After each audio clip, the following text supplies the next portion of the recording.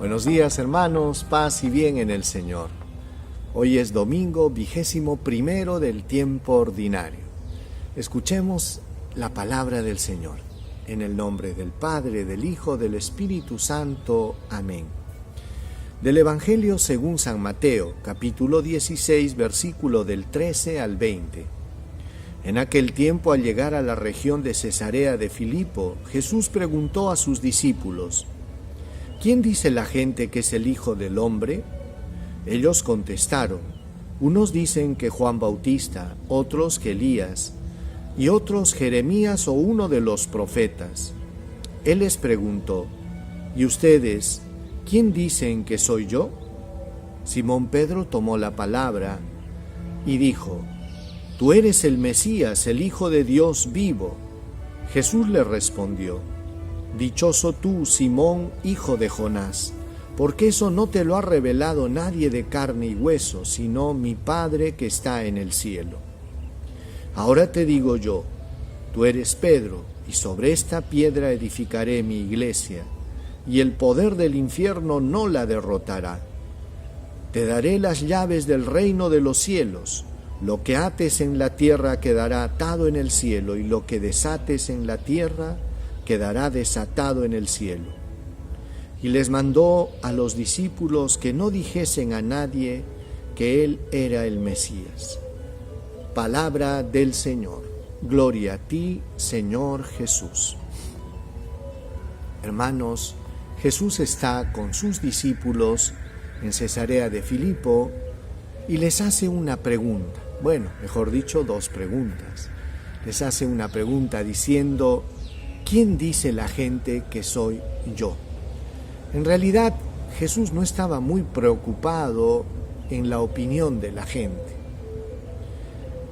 Esta primera pregunta tenía como pretexto llegar a la otra pregunta, que en realidad era la que interesaba.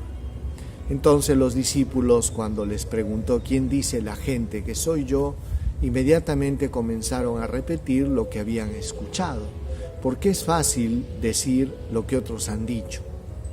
Y entonces decían, unos dicen que eres Juan Bautista, otros que Elías, que Jeremías u otro profeta. Y ahí fue la segunda pregunta, y Jesús les dice: ¿y quién dicen que soy yo? Ustedes, ¿quién dicen que soy yo?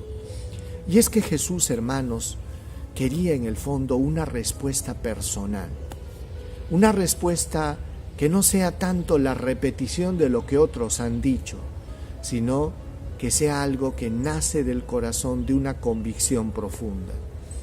Y es así que Simón toma la palabra y dice: tú eres el Mesías, tú eres el Hijo del Dios vivo. Y Jesús le hace una afirmación, le dice: dichoso tú, Simón, hijo de Jonás, porque esto no te lo ha revelado la carne, sino mi Padre. Y es ahí, después de que hace esta confesión Pedro, que Jesús le da las llaves del reino, lo que ates en la tierra quedará atado en el cielo, y lo que desates en la tierra quedará desatado en el cielo. Tú eres Pedro, y sobre esta piedra edificaré mi iglesia. O sea, sobre esta confesión de la fe, esta profesión de la fe. Y es por eso, hermanos, que es importante que nosotros entendamos que esta fe que la iglesia propaga, promulga, difunde, esta fe está basada en la revelación de Dios. No es algo que viene de los hombres. Esta fe que Pedro, en la figura de Pedro, la iglesia, ha tratado siempre de darnos, de difundir entre todo el rebaño de Dios, es la fe donde nosotros fundamos esta iglesia. Y es la profesión que Pedro hizo y que todos nosotros hacemos. Por eso es importante, hermanos, que estemos en comunión siempre con la iglesia y creamos que aquella promesa que hizo Jesús de decirle que las puertas del infierno no podrán prevalecer ante ella, que el enemigo no va a poder destruir la iglesia, Esa debe ser una convicción en nosotros para no estar viviendo con temores, con pensamientos que no vienen de Dios. Si Jesús dijo que nada ni nadie iba a destruir a la iglesia, que ni el mismo poder del infierno iba a poder contra ella, tenemos que creerle a Jesús. Por eso, hermanos, caminemos convencidos de que Dios está con nosotros y que no nos va a abandonar, y que Jesucristo y su Espíritu son los que guían, rigen, iluminan y gobiernan nuestra iglesia, la iglesia de Dios. Entonces pidámosle al Señor eso. Fue interesante que después de esta profesión de fe de Pedro, les dice Jesús y les advierte a los discípulos: no se lo digan a nadie. No se lo digan a nadie, ¿por qué? Porque en primer lugar Jesús no estaba muy interesado en que el hecho de descubrirlo a Él como Mesías sea una cuestión de lo que otros han dicho, sino más bien por el contrario, un encuentro personal.